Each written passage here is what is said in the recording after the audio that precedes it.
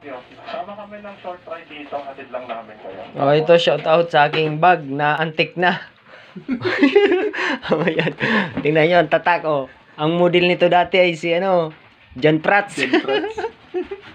Ayan, sa Davao ko pa ito binili oh. 20 years na mahigit. Ano, year 2000. Ayan, kasama ko pa rin sa aking paggagala. Nagulat nga ako eh, dala-dala niya pa rin yung bag niya. Nasa Mindanao pa kami nito. Grabe. Binigay ko na yan sa holdapper. Hindi kinuha. Grabe. Oh, hanggang ngayon. Hok, baka naman. Hanggang ngayon, buhay pa rin, oh. Malupit Ang tindi. yung bag na antik. 23 years na yan. Buhay pa rin. Sa bagay, si John Prats buhay pa rin naman eh. Si John Prats dati ang model nito. Hanip na ayan. nagulat ako at ito pa rin yung bag Ayan. niya.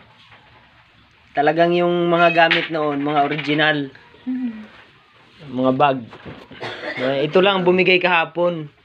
Sabi Kasi sobrang bigat. Ay, naputol na oh.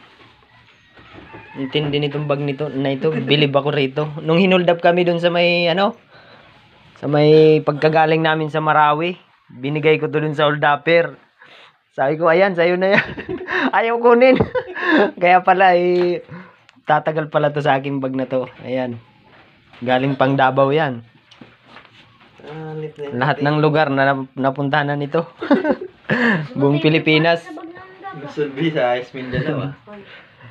Ayan ang aking pamangkin, no. Ngayon ko lang to nakita.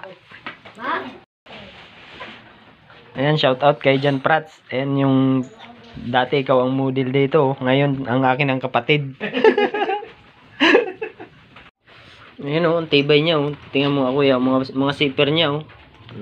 Buhay na buhay pa rin. Gumagana pa. 20 years na ginagamit oh. Lagi ko tong gamit na gamit. Pero ang mga zipper niya oh, hindi man lang nasira. Hindi mo lang nasira. Kaya bili na kayo ng hook. Oh, ayan oh, lahat ng zipper niyan oh. Walang sira yan. Grabe. Oh. Sana all talaga hook, baka naman hook. Oh, ayan oh. Gumagana. Talaga naman. Tibay.